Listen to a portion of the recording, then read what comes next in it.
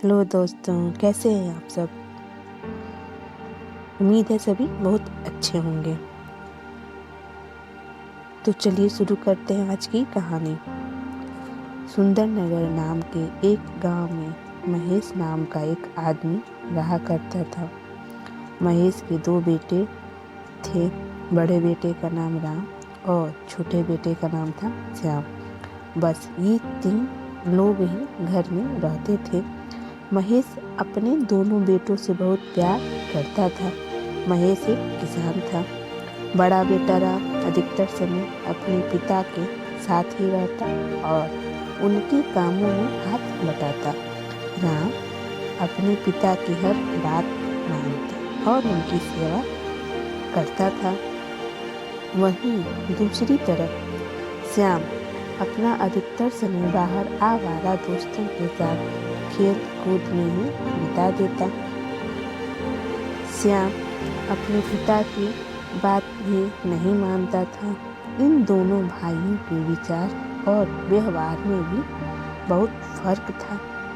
समय बीतता गया। राम और श्याम जवान हो गए। जब श्याम घर का कोई काम न करता तो पिताजी और राम दोनों मिलकर उसे समझाते कि अब तो जिम्मेदारियों को निभाना सीखो। कब तक ऐसे ही अपने इन आवारा दोस्तों के साथ घूमते रहोगे। इस तरह रोज होता था। एक दिन अचानक श्याम बाहर से घर आया और अपने पिताजी से ऊंची आवाज में बातें करने लगा और कहने लगा कि मुझे मेरा हिस्सा चाहिए, मुझे मेरा हिस्सा दे दो। मैं आपके बनाए हुए कड़े नियम कायदे कानून में नहीं रह सकता। मुझे यह घर छोड़कर जाना है। मैं रोज की चिक चिक से तंग आ गया हूँ। जब देखो ये ना करो, वो ना करो, हमेशा सुनाते रहते हो।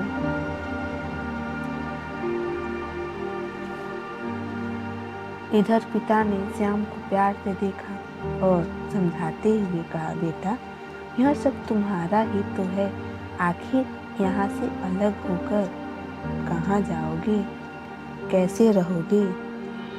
हम सब एक परिवार हैं, मिलजुल कर रहने में ही भलाई है। लेकिन श्याम पर अपने पिता की बातों का कोई असर ही नहीं हुआ।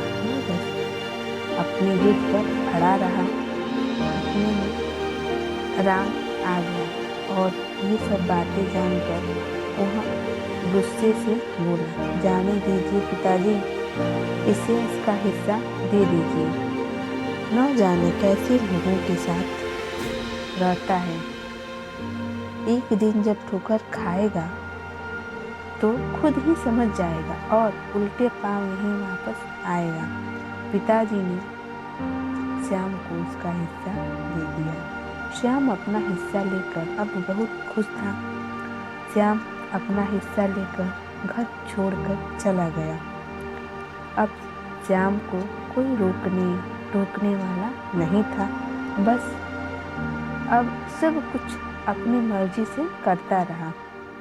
श्याम अपनी उन्हीं आवारा दोस्तों के साथ रहता था।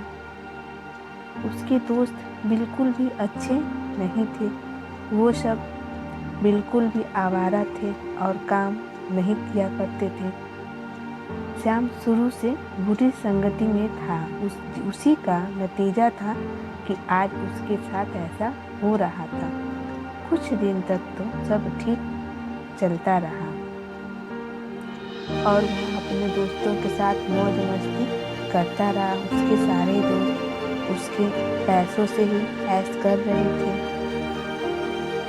ऐसा करते करते कुछ समय बीता और एक दिन ऐसा आया जब श्याम के पास सब पैसे खत्म हो चुके थे। श्याम ने सोचा, क्यों ना अब अपने दोस्तों से पैसे लिए जाए। आखिरकार इन सब साथ में रहते हैं और मैंने अपने दोस्तों की बहुत मदद भी की है। वही सोचकर श्याम अपने दोस्तों के पास पैसे मांगने पहुंचा।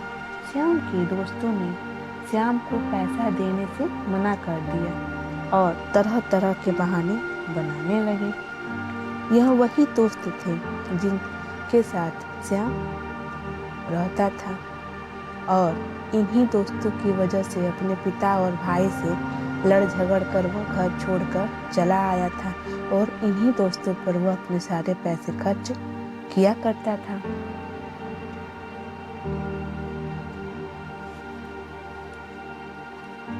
यह वही दोस्त थे जो कल तक श्याम के पैसों से मजे करते थे। अब श्याम का उन लोगों से पैसों को लेकर बहस हो जाती है। बात इतनी बढ़ जाती है कि सभी श्याम को पीट कर वहाँ से निकाल देते हैं। आखिरकार श्याम उदास मन से मुंह लटकाए वहाँ से चला जाता है। श्याम को यह बात समझने में बहुत देर हो चुकी थी कि यह सभी सिर्फ मेरा इस्तेमाल कर रहे थे।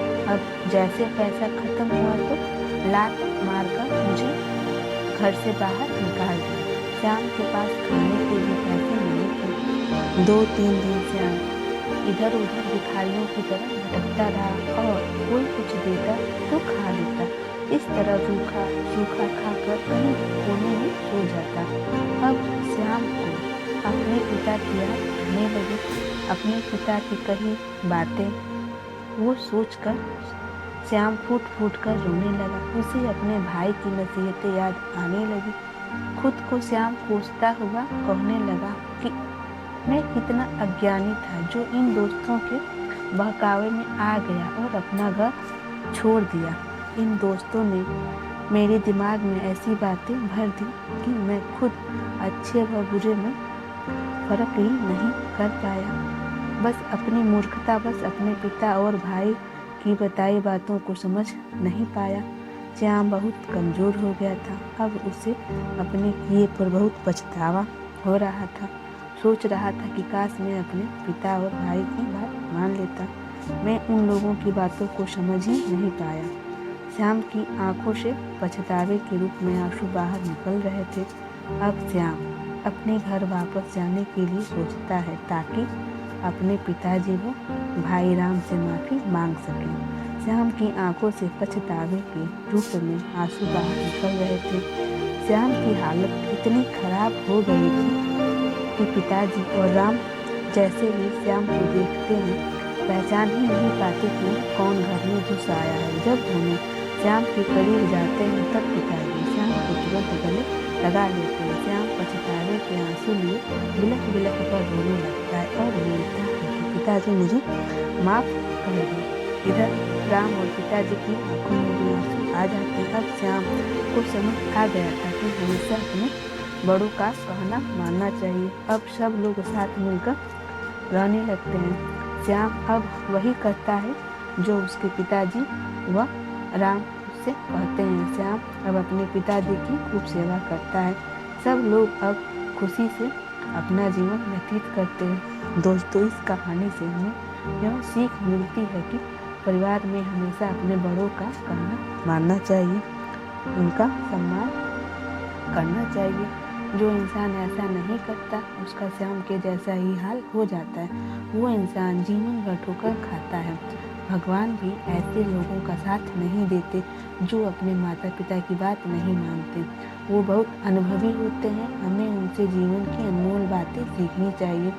वीडियो को आखिर तक देखने के लिए बहुत सा धन्यवाद। अगर वीडियो पसंद आया हो तो वीडियो को लाइक करें, शेयर करें और चैनल को सब्सक्राइब करें ताकि हम और भी अच्छी वीडियो आपके लिए ला सकें। धन्यवाद।